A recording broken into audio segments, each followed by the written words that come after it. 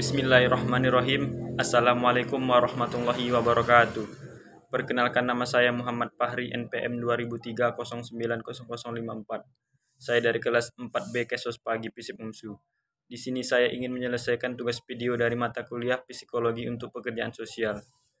Baiklah, di sini saya ingin menjelaskan tentang resume ataupun rangkuman materi dari pertemuan pertama sampai pertemuan yang ketujuh. Baiklah, berikut penjelasannya.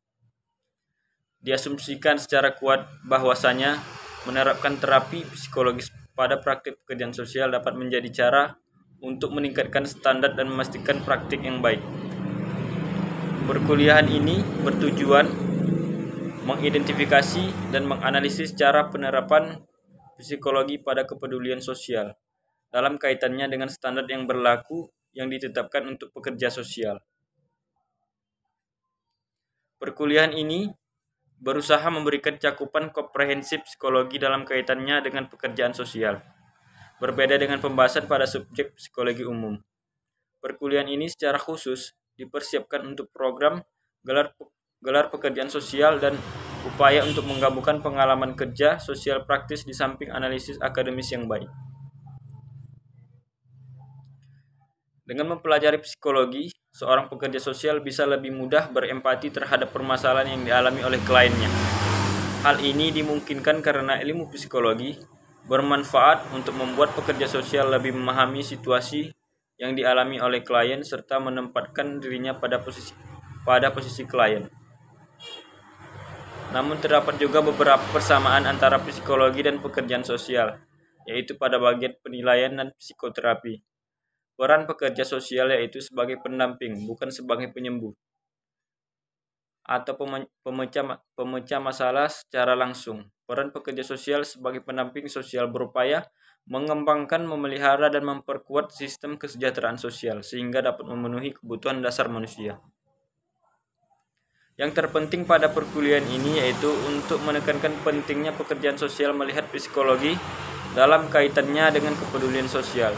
Artinya, terapi psikologis sangat penting bagi pekerja sosial. Ide-ide yang paling berguna ketika ilmu bantu itu diterapkan pada konteks tertentu dalam proses perawatan sosial. Psikoterapi atau sering disebut dengan terapi bicara atau terapi psikologi adalah metode yang umum digunakan untuk menangani berbagai gangguan mental dan masalah emosional. Metode ini diberikan langsung oleh seorang terapis profesional yang ahli di bidang kesehatan mental seperti psikolog maupun psikiater. Cara kerja dari psikoterapi adalah dengan mengembangkan kesadaran dari penyebab masalah, kemudian memahami proses berpikir dan mengubah perilaku dengan cara penerapan sistem baru. Nantinya proses ini bertujuan untuk mengubah pikiran, perasaan, dan tingkah laku yang semuanya berpusat dari cara kerja otak kita. Berikut ini adalah beberapa terapi yang tersedia untuk pekerja sosial. Berikut ini adalah beberapa terapi yang tersedia untuk klien pekerjaan sosial. Yang pertama, terapi behavioris, kedua terapi humanis, yang ketiga terapi kognitif, yang keempat terapi kognitif, yang kelima terapi biologis. Manusia adalah kompleks dan meskipun mereka memiliki kebutuhan yang sama dengan orang lain, interpretasi kebutuhan dapat menjadi khusus bagi individu. Ini berarti bahwa terapi psikologis yang telah digariskan memiliki penerapan yang terbatas. Pada perkuliahan ini membahas tentang prinsip-prinsip pekerjaan sosial. Berikut ini adalah prinsip yang paling umum yang digunakan dalam bidang pekerjaan sosial. Yang pertama, prinsip penerimaan. Yang kedua, prinsip individualisasi. Yang ketiga, prinsip penentuan nasib sendiri. Yang keempat, prinsip sikap tidak menghakimi. Yang kelima, prinsip kerahasiaan. Yang keenam, ekspresi perasaan yang bertujuan. Komunikasi dipahami sebagai tindakan bertukar pikiran, pesan, dan informasi melalui ucapan, isyarat, tulisan, dan perilaku. Tujuan utama dari materi ini yaitu untuk meningkatkan kesadaran tentang kemanfaatan penerapan metode komunikasi pada praktik pekerjaan sosial.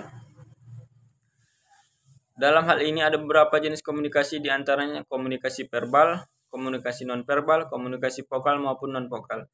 Baiklah, hanya itu yang dapat saya sampaikan. Lebih dan kurang saya mohon maaf. Bila bisabil haq wastabiqul khairat. Wassalamualaikum warahmatullahi wabarakatuh.